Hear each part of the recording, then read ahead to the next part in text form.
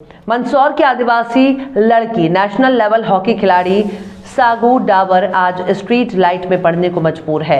सागू डावर बेहतरीन हॉकी खेलती हैं और अपनी मां के साथ घरों में झाड़ू पोछा बर्तन का काम करके अपना खर्च और कोचिंग की फीस भरती हैं।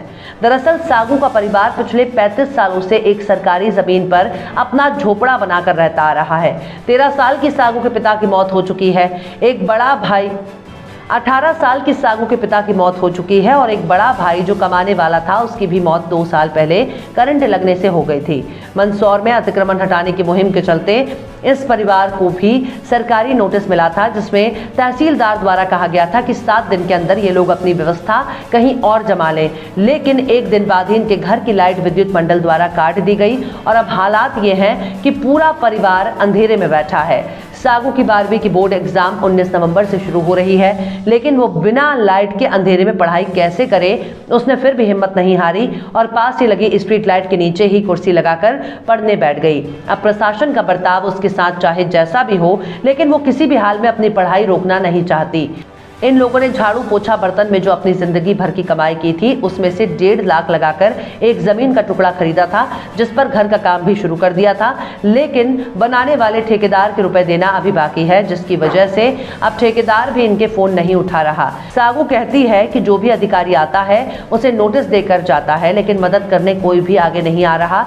सागू की मां मेघा बाई बताती हैं कि बड़ी मुश्किल से उन्होंने बच्चे की पढ़ाई के लिए एक बत्ती कनेक्शन लगाया था और तहसीलदार आए थे। उन्होंने 7 दिन का टाइम दिया था, लेकिन आज ही विद्युत मंडल वाले आए और मेरी लाइट कनेक्शन काट दिया। मेरी बच्ची 12वीं में पढ़ाई करती है और अब मैं उसे पढ़ाई कैसे करवाऊं? मैं घर में झाड़ू पोछा बर्तन का काम करती हूं। मेरी बेटी भी मेरे साथ ही काम करती है, वो काम भी करवाती है, ग्राउंड भी जाती है और पढ़ाई भी करती है। मेरी बेटी की कोई भी मदद नहीं कर रहा है। सागू कहती है कि तहसीलदार ने उन्हें कहा था कि 7 दिन में कोई और व्यवस्था जमा लेना, कुछ ना कुछ तो व्यवस्था करते हैं, लेकिन एक दिन बाद ही हमारे घर की लाइट काट दी गई। अब ऐसे में पढ़ाई कैसे करूं? तहसीलदार मुकेश धोनी ने कल कहा था कि हम मानवीय आधार पर कार्रवाई करेंगे, इनके घर का क्या मामला है वो भी देखेंगे।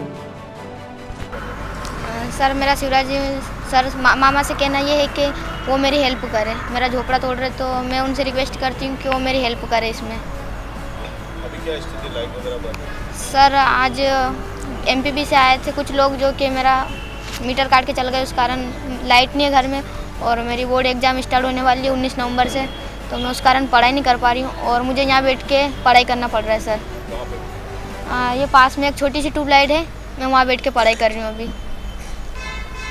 घर में लाइट नहीं है? सर अभी घर में लाइट नहीं है। कब से एग्जाम है? सर 19 नवंबर से मेरी बोर्ड एग्ज़ाम है 12th की।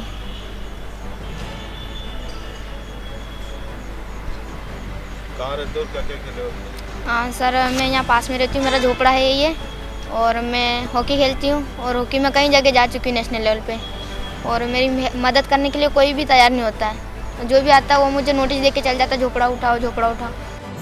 क्या कहना चाहेंगे सर मेरा नाम सागू डावर है। मेरा नाम सागू डावर है सर। मैं 12वीं की छात्रा हूँ और हॉकी खेलती हूँ सर मैं। और मैं एक कच्चे मकान में रहती हूँ, झोपड़ा बना के। यहाँ सरकारी ज़मीन है यहाँ पे। तो कल तहसीलदार साहब वगैरह आए थे जो कि मुझे नोटिस दे के गए कि 7 दिन में झोपड़ा हटा लेना।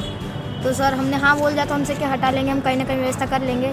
पर आज ना एमपीबी वाले आए और मेरा कनेक्शन काट के चल गए बिजली लाइट का, तो उस कारण मेरी पढ़ाई में परेशानी आ रही सर। और 19 नवंबर से मेरी है ना 12वीं की बोर्ड एग्ज़ाम है सर, उस कारण मैं पढ़ाई में डिस्टर्ब हो रही हूँ और मैं पढ़ाई कर नहीं पा रही हूँ। और अभी मैं ये खंबा है यहाँ पे पास में लाइट का, जो कि मैं यहाँ बैठ के पढ़ाई कर रही हूँ ठंड में।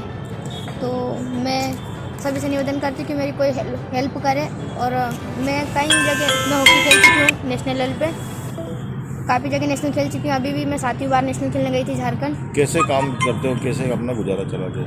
मैं सुबह स्कूल जाती हूँ, स्कूल के आने के बाद मैं झाड़ू। क्या है पूरा मामला? सर मेरा नाम सागू डावर है। मैं कक्षा 12वीं में पढ़ती हूँ और मैं नेशनल लेवल की हॉकी में नेशनल लेवल तक खेल चुकी हूँ कई बार। और मेरे घर में ये परेशानी आ रही, कल तहसीलदार वगैरह आए थे जो उन्होंने नोटिस दे के गए वो लोग के 7 दिन में झोपड़ा हटा लेना, तो हम कहीं ना कहीं व्यवस्था कर लेते हैं। पर आज आए थे तो आज ना बिजली कनेक्शन काट के चल गए और मेरी 19 नवंबर से मेरी एग्ज़ाम स्टार्ट होने वाली है, तो उस कारण मैं पढ़ाई कैसे करूँ सर? मेरी पढ़ाई में बहुत परेशानी आ रही है। बोर्ड एग्ज़ाम 12th की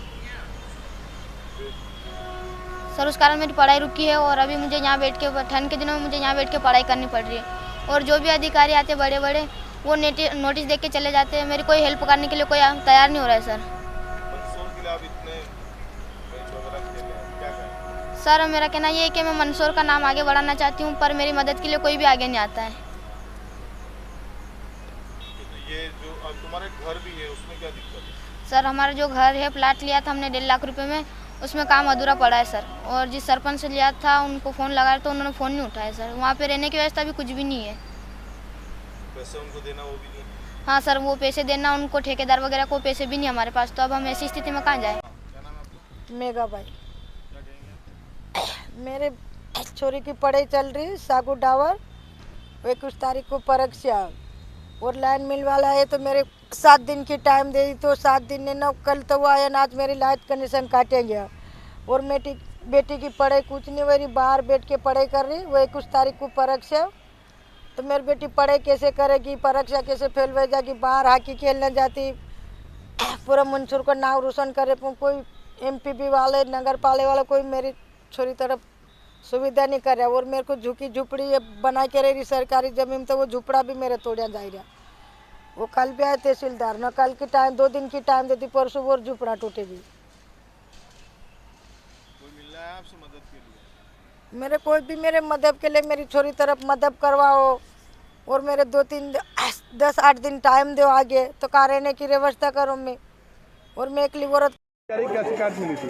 संजय गांधी स्टेडियम में जो रिक्त भूमि है वहाँ पर कतिपय लोगों द्वारा या तो गुमटी लगा ली या फिर झोपड़ियाँ बना करके कब्जा किया था, और ये लोग रह भी रहे हैं।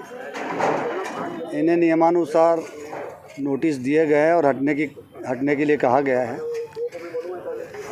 इनमें से कुछ के मकान भी बने हुए हैं कहीं पर, इन्हें वहाँ पर जाने के लिए कहा गया है और नियमानुसार इनको हटाने की कार्रवाई की जा रही है। क्या व्यवस्था की जाएगी सर इनके लिए दूसरी जगह की? जहाँ जिनके मकान है तो मकान में चले जाएंगे, जिनके पास यदि कोई व्यवस्था नहीं है तो उनकी वैकल्पिक व्यवस्था की जाएगी, और अन्य सुविधाएं जो भी शासन दे सकता है वो देंगे। मानवीय आधार पर जो भी हम सहायता कर सकते हैं पूरी करेंगे। धन्यवाद।